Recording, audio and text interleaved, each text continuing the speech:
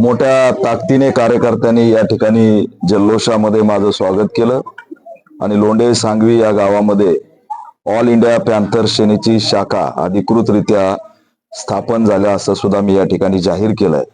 या शाखेसाठी ज्यांनी मेहनत घेतली ऑल इंडिया पॅन्थर सेनेचे जिल्हाध्यक्ष माधवराव भालेराव यांच्या नेतृत्वात ही शाखा स्थापन झालेली। याचे उद्घाटक ऑल इंडिया पॅन्थर सेनेचे महाराष्ट्र अध्यक्ष विनोद भोळे आणि भीमराव गवळी जे गवळे लोहा तालुका सचिव आहेत।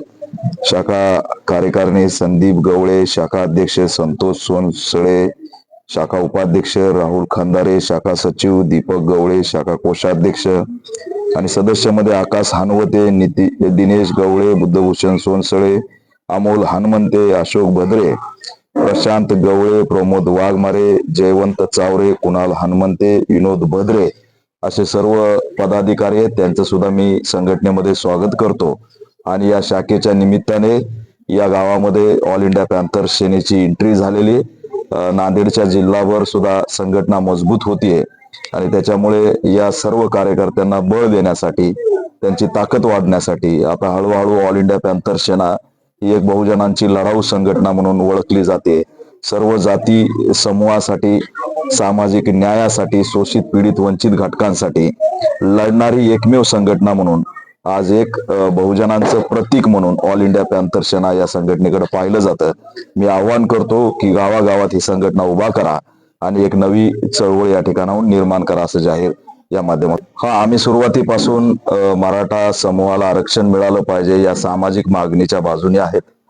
मनोज जरांगे यांचं आंदोलन हे एक सामाजिक आंदोलन आहे आणि डॉक्टर बाबासाहेब आंबेडकरांनी दिलेल्या संविधानाच्या अधिकाराच्या माध्यमातून त्यांनी आंदोलनाचा मार्ग स्वीकारलाय आणि त्या दिशेने ते सरकारला घेरण्याचा प्रयत्न करतायत। त्याच्यामुळे त्यांच्या पाठीशी समग्र माझी संघटना असेल, समाज बांधव असतील, हे ताकदीने उभा आहेत। सरकार दुर्दैवाने त्यांना रोखण्याचा प्रयत्न करत आहे आणि रोखण्यासाठी त्यांनी अनेक आमदार मैदानात उतरलोय। त्याचबरोबर लक्ष्मण हाके असतील, नवनाथ वाघमारे असतील, नितेश राणे असतील, असे अनेक आमदार जे भडकाऊ स्टेटमेंट करून महाराष्ट्रातलं वातावरण दूषित करतायत आणि या दूषित करण्यामागे सरकारच आहे हे सुद्धा खूप गंभीर वाटतं। कारण चॅलेंज करून मी येतोय असं चॅलेंज करून येणं, काट्या काढणं आणि गृह विभागाने झोपेचं सोंग घेणं, आयबीनी गप बसणं, याच्यामध्ये गृहमंत्र्याचा, गृह विभागाचा आणि सरकारच्या आशीर्वादाशिवाय हे पावलं कुणीही उचलू शकत नाही। त्याच्यामुळे या 2 दिवसात मी कुठंतरी या आंदोलनात सामील होणार आहे। पॅन्थर सुरुवातीपासून एक सामाजिक सलोख्याच्या भावनेमध्ये आहे। माझ्या या चळवळीमुळे महाराष्ट्रामध्ये सामाजिक परिवर्तन आलेलं आहे, बहुजन एकवटलेला आहे। दलित, मराठा, ओबीसी, मुस्लिम यांची सामाजिक आघाडी या ठिकाणी आम्ही घडून आणलेली आणि ती टिकली पाहिजे अशी सुद्धा आमची भूमिका आहे। अनेक जण दिशाभूल करतात, कारण जातीचं राजकारण टिकलं तर राजकीय स्वार्थ टिकतो।